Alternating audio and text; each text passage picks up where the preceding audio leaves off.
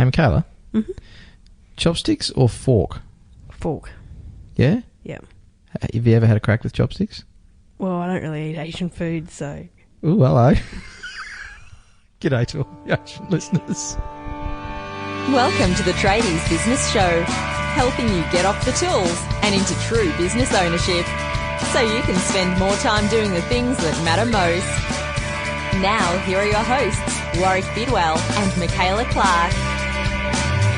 And welcome back, listeners, to another episode of the Tradies Business Show, brought to you by all other foods apart from Asian. Now, we are a very multicultural show. It's just that Michaela can't use chopsticks. No. We really should get a video of you attempting to use chopsticks, shouldn't we? It would go viral because I'm terrible. Anything that requires coordination. Well, I've seen the way you treat the cables in the studio, and to all the tradies out there, I know you appreciate this, is there's nothing worse than a tradesman getting his leads or hoses or ropes all tangled up by an apprentice or somebody who just doesn't understand how important it is to keep them all laying nicely and straight. And so my biggest pet peeve, I think, of one of many that my husband has, is that his leads are all beautifully wrapped together in logical order, and whenever I use them, they never go back the way. They just do a quick round and just get it all so it fits on the hook, and it drives him insane. Never let a woman touch your cables. No, especially me. But yeah, I just, they get tangled. I don't even do anything. They just get tangled. So Warwick has we the need to job get a cable expert to come in and talk about how not to get your cables tangled. But today, on the Tradies Business Show, we have a great guest coming in to talk about something that I think baffles a lot of trade business owners, or maybe scares them a little bit, is terms and conditions in contracts and agreements and things. So now, copying terms and conditions from somebody else that you've done work with isn't the way that you should do it, Warwick. So you don't just cut and paste? No. And then just update it as you please, and then you've got this mismatch of things, and it's not... It is a really important area, isn't it? And especially if you're doing bigger jobs or work where there might be comebacks, and certainly working with other contractors and bigger contractors, it is really important to get these things right. So today we're talking with Larry Brownson from Ledgerguard, who is going to share some insights into how to get your T's and C's or your fine print right, and how it can actually, I guess, protect you from some expensive cock-ups. That's it, and this could save you thousands of dollars of money, this episode. Great, let's get into it. So joining us in the Tradies Business Show studio today is Larry Brownson from Ledgerguard. Larry, welcome to the show. Thanks very much. Great to have you here. And Larry, today, among other things, you're going to talk to us about the really exciting and riveting topic of fine print and terms and conditions. But tell us a bit more about yourself, Larry, and how you came to be part of Ledgerguard. Yes, well, Warwick, quite a few years ago, I had a business and we did a couple of private functions and got stiffed for the final payment. We got a deposit, and I thought at the time, what did I need in place to ensure that that didn't happen? And I found out by doing a little bit of digging that I should have had an agreement in place, and something that we both signed off on, and a clear understanding about what both parties would bring to the deal. And so I thought at that stage, if I ever got out of that particular business, I'd look at starting up something that handled credit risk management. So here I am doing this thing under the banner of Ledgerguard Pty Limited. It is such an area that I think people overlook in business, and particularly in the trades. This whole idea of having a written agreement and a contract. I mean, so many things are done on handshake, and I know my dad as a builder, lots of business used to get done at the pub on a Friday night, and there was certainly no written agreements back then. But it's something that's becoming more and more important, isn't it, Larry? It sure is, and I can understand a lot of tradesmen like to be on the tools when it comes to paperwork and stuff like that. It's an area that they don't really like getting involved with. Just basic stuff like when they're first talking about the job and the customer showing interest, and they should be asking a customer, how do you intend to pay? Really basic stuff like that. Get it out in the open. Is it credit card? EFT? How are you going to pay? And really, one of the most important things is making sure that you understand who you're doing the business with. You don't want to be dealing with Jim Smith and you do the deal, you do whatever the work is that he's asked you to do, and you present your invoice and he says, "Oh, no, sorry, Warwick, no, mate, I'm just handling this for my sister. She's not very good at handling tradies.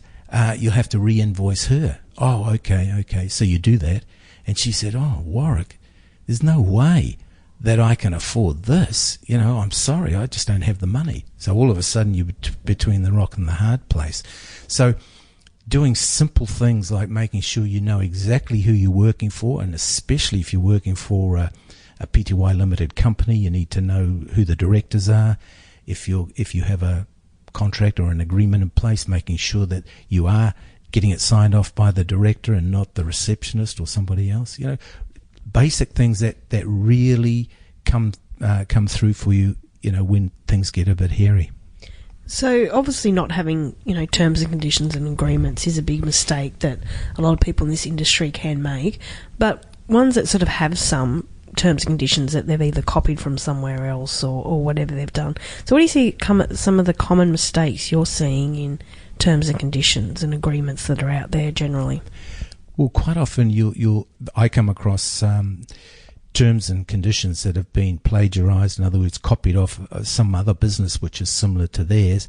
But the problem is a lot of the subtleties in the document make it quite clear that it's not for that particular business, because they deal quite differently. Quite often you'll see typos in there where they've left the name of the old company in there by mistake.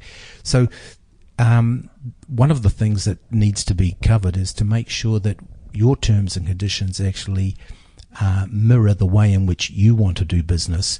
And it might be the difference between, say, two identical types of businesses. They might be both electrical contractors or plumbers, but they like to do business slightly differently, and that should reflect in their terms and conditions. They may have issues that other businesses don't have, so they need to cover those particular issues and make sure that both parties are on the same page. So what are some of the key elements that do need to be in the fine print, Larry? I mean, it's the tiny writing at the back page that nobody seems to read, but what should our listeners make sure they cover off on in their agreements? Well, they need, like I said before, to know exactly the true entity, so the ABN numbers if that's applicable, or just making sure that they do things in the proper sequence. In other words, they, wherever possible, to give a quote, and the quote's valid for 30 days, and how they will provide the service, what they want, clear and uninterrupted access to the site. Things like making sure they clearly explain their payment terms. In other words, is it 7 days, 14 days? So that the way in which the business unfolds is everyone is on the same page. So it's the warranties, for instance, explaining what the warranties would be if it's, say, a cabinet maker. In other words, the hinges, the door handles, the drawer runners and things will all be covered by a manufacturer's warranty, but the customer has to understand that labour involved with replacing those things may be charged, and the customer cannot tell the tradie that they must be out the next day to replace these things. The tradie will get out there just as soon as he possibly can. And so we don't want the tail wagging the dog. The terms and conditions clearly state that he will do it, and he'll determine when it's done. And when there's physical goods involved, so, let's say a kitchen, for example, where appliances have been installed, or maybe a building contract, if payment's not made, I think there's a perhaps a misconception that, well, you know, I'm entitled to go and take those things back as the tradesperson because you haven't paid me for them, or the pool fence, you know, I'll go and rip it out if you don't pay me for it. But it's a little bit more complicated than that, isn't it, Larry? That's right. If it's fixed to the land, you can't do that. You should always have a retention of title clause in your documentation, and that might work. Let's say you're putting some cabinetry into a couple of townhouses. You've fitted one set, and you're about to fit the other set. It's in the garage of the other unit. The first payment hasn't been made. Then you're quite entitled to go in there and uplift the cabinetry from that second unit because it hasn't been fixed and fitted. So the retention of title gives you that right. And does that have anything to do with this PPSR thing? So I know, you know, it's been in for a while now, and perhaps we should explain what that is for our listeners. Yes, sure. It's known as the PPSA, the Personal Property Securities Act, and what they do is they have a government registration point where you can go in as a supplier of product and register the fact that you have supplied ABC Pty Limited with $10,000 worth of cabinetry, but it only works business to business. It doesn't work if you're dealing with Joe Blogg's homeowner, and it would only work if you were supplying the builder and he was doing the fixing of that particular product. So you have to be careful to make sure that if you're going in and fixing and fitting the product, then the PPS does not apply. Yeah, okay. So it can be a bit of a minefield for people, isn't it, to, I guess, know their rights, and that's why it is important to have all of this sorted out beforehand, so that when you're getting sign-off from people, that everybody's clear on what we're actually entering into in terms of business relationship or a supplier relationship. Yes, exactly. So if you wanted to get involved with the Personal Property Securities Register and make sure you had those things in place, one of the things or two of the things that you would need is the retention of title clause in your documentation, plus a PPSA clause in the document as well. Yeah, right. So another good reason to make sure that you don't just copy and paste these from good old Google. Yeah, pretty much, yes. And so another thing that you help a lot of businesses with is credit risk. So what advice do you give to a lot of this industry about minimising their credit risk, especially dealing with the bigger builders and the bigger companies when often there's really large amounts outstanding? Yes, well, it is. There are some mechanisms that you can use, some really good tools.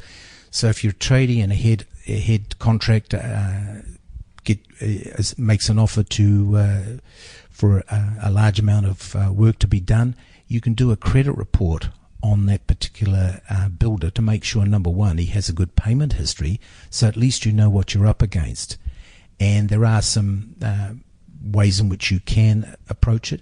If you do find out when you do the credit report that he has had a bit of a sketchy past and he's owed money a few years ago and had to be taken to court to get the money out of him, it doesn't mean to say you don't deal with them. It just means you arrange the deal slightly differently. You make sure that you get a sizable deposit to cover materials, and that you get regular weekly progress payments, maybe something along those lines, rather than just waiting to get paid at the end of the job.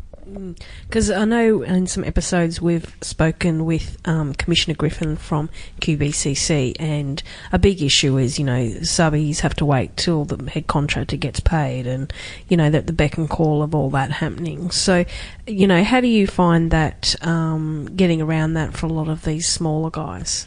Well, BSIPA, the Building and Construction Industries Payments Act, is a very useful tool, and we can help customers by putting them in touch with a guy called John Lowry, who's an expert in that field. He's a quantity surveyor by trade, and I think most tradies would need a bit of guidance the first time they go through the BSIPA process.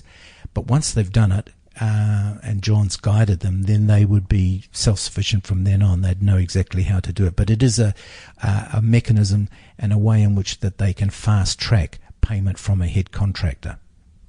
I think the a key lesson in that is not to just leave it go and feel like you have no recourse. So, someone listening to the show, hopefully there's not too many people out there who are owed money by bigger contractors or other contractors. But I see a lot of tradies, they leave it go too long, they don't do anything about it. They feel like, they don't want to put pressure on them because they might not get any more work out of them. But unfortunately, it can actually send them broke. And so it really is important to take that action early, isn't it? It sure is. And if you do have a good business that you can give them a call like Ledgerguard and just explain the situation you're in, ask for a little bit of advice. I mean, Ledgerguard can't give legal advice, but we can give advice based on all the experience that we have had for over the many years, and that can be quite valuable too, because there are a number of ways in which you can go about it. And but with Becyper, for instance, it's time is of the essence. It's quite time sensitive, so you need a bit of guidance as to whether it's appropriate to go through the Becyper process. So, Larry, it's probably harking back to a bit of my past in accounting and financial planning many years ago. But case studies are often used to, I guess, show how this can all work. Have you got an example of a good case study, perhaps? I mean, don't want to talk about the bad stories. I'm sure there's plenty out there. But have you got an example of somebody who did get all this right and things worked out well for them in the end? Yes. Well, I'll tell you two. I'll tell you not such a good story. It was a steel fabricator in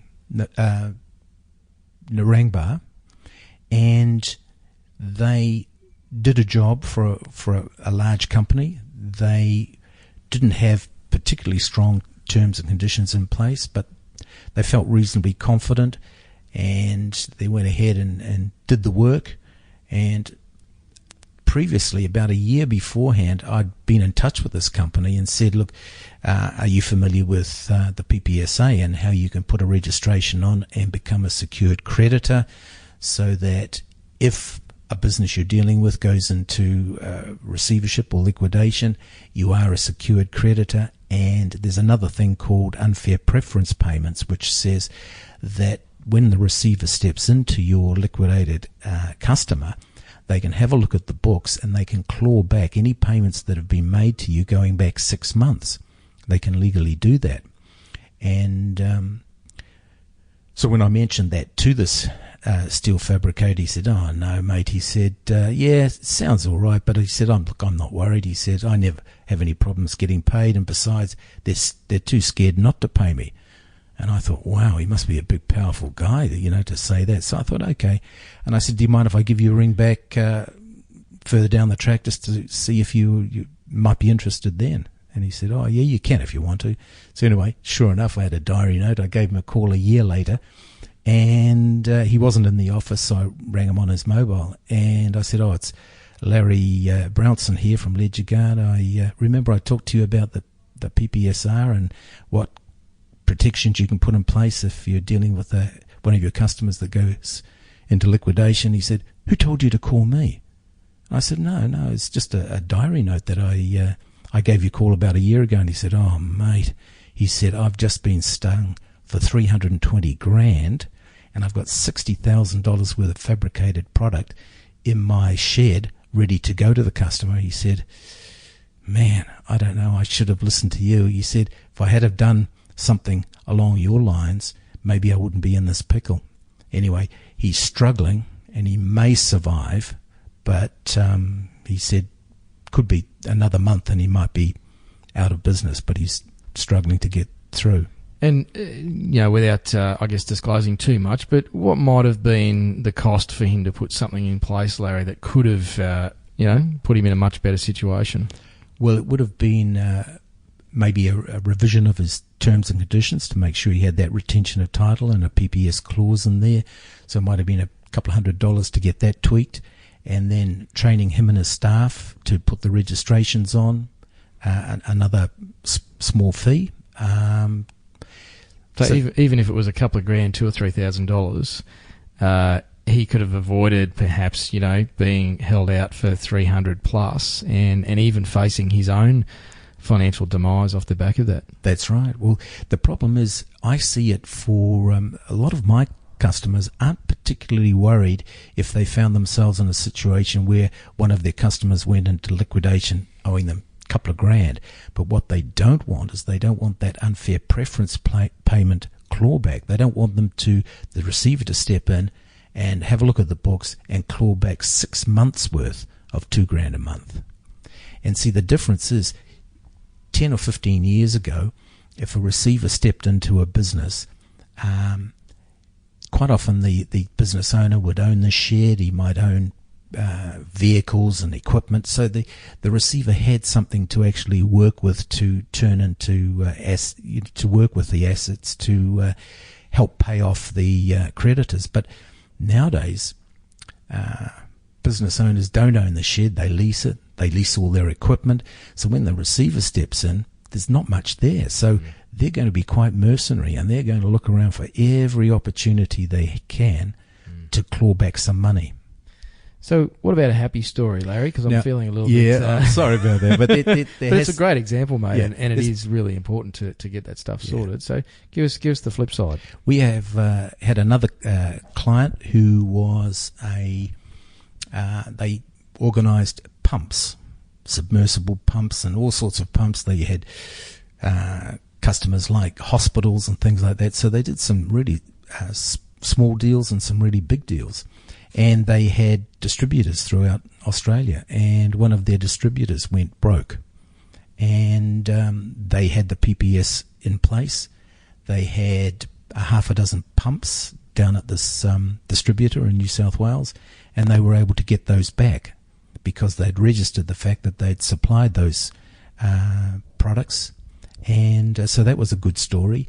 And there wasn't much in the way of assets in that business, so they didn't get paid out any money that was owed. There was just a small, I think, $6,500 that was owed on top of the getting the pumps back. But it was a satisfactory result, so they were reasonably happy. Yeah, so you never know basically what's going to happen. No. So it's really important to make sure that you do have all this in place. So one question we like to ask our listeners is, if you had 1,000 tradies in a room, what would be the one piece of advice you'd like to give them? I think it would be know who you're dealing with. Yeah. I mean, it sounds simplistic, but I've seen so many people that go out there to try and chase money that's owed to them, and they've got the wrong entity. They don't even really know exactly who it is that they should have invoiced. Yeah, great. Thanks it's great advice, and I think there's a lot of, tradies out there that are now maybe, re-looking at their agreements and their terms and conditions. And so if anyone wants to find out more or get your advice on their situation, how can they contact you? Well, they can get us through the web, our website, which is www.ledgerguard.com.au, and we're more than happy to sit down and have a no obligation meeting, have a cup of coffee, and just talk about their business and maybe come up with a few solutions to issues that they may face from time to time, and then we can go from there. Great, and you service all over Australia, so just head to the website, ledgerguard.com.au. Thanks for your time, Larry. Thank you. Thanks, mate. So lots of great lessons from Larry there. So if you want to find out more about, your terms and conditions to make sure they're right, make sure to check out ledgerguard.com.au, and we'll put all these details on the website as well. That's right. And if you want to learn more about getting your business right, there's a couple of ways you could do that. The first is you could go and join the Tradies Business Toolkit. It's just $1 US for the first 30 days, and I'll give Matt another shout out. G'day, Matt. Thanks for your feedback, buddy. But go and join the Tradies Business Toolkit at tradiesbusinesstoolkit.com. There's all sorts of templates in there. There's training videos. There's bonus interview footage from some of our guests that we've uploaded to there. So they share some of their ninja tips. And you also get access to the private Facebook group. So there's some great conversations going on in there where tradies are sharing their lessons and some of their tools and stuff as well with the other members. So get on board, and you've probably missed the boat, but it's just $10 a month after that if you join before June 30. So you need to get on your bike and do that quick, otherwise the price goes up from July 1st. And the other thing you can do to make your business better is check out our show sponsors, face-to-face training, whether you want to give incentives to your workers and help them get upskilled in some formal qualifications, or you want to get some management and leadership training as well. There could be some government incentives so that it doesn't actually cost you anything, but we're not the experts in that, so you need to check out. That's pretty apparent, isn't it? It is. Experts in anything, actually. Face2face.edu.au. Tell them. Tell them something. Yeah. Tell them Wazza and Mick sent you. That's it, and I'm sure they'll look after you even more than they already would. Good stuff. Well, thanks again for tuning into the Tradies Business Show. We really do appreciate you listening. Great to have you with us. And until next time, hooroo. Hey. You've been listening to the Tradies Business Show with Warwick Bidwell and Michaela Clark. Want to get off the tools and into true business ownership? Find out how at tradiesbusinessshow.com.